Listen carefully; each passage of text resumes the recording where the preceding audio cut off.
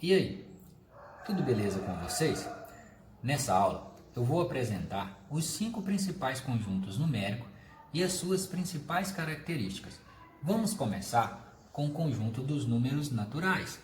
O conjunto dos números naturais é composto pelos números 0, 1, 2, 3 e assim sucessivamente.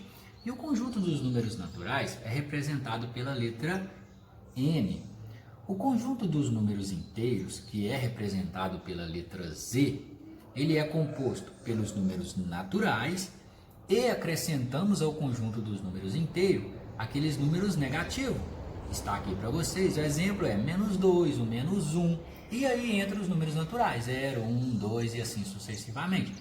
O conjunto dos números racionais é aquele conjunto onde todos os números que eu consiga escrevê-los como uma fração fazem parte do conjunto dos números racionais.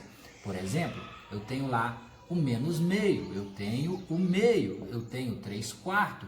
Esses números que eu consigo escrevê-los como uma fração fazem parte do conjunto dos números racionais. Aí você pode me perguntar: Júlio, estou vendo ali que você colocou no conjunto dos números racionais o 1. Mas você disse que os números racionais são aquele que eu consigo escrevê-lo como uma fração. Pois bem, o 1 eu consigo escrevê-lo como uma fração. Eu posso escrevê-lo como sendo 1 sobre 1, que continua sendo o quê? 1. Eu poderia dar um outro exemplo para vocês. O 2. Eu consigo escrever o 2 como 2 sobre 1. É uma fração e 2 sobre 1 é a mesma coisa que 2. Então, o conjunto dos números racionais são aqueles números que eu consigo escrevê-lo como uma fração.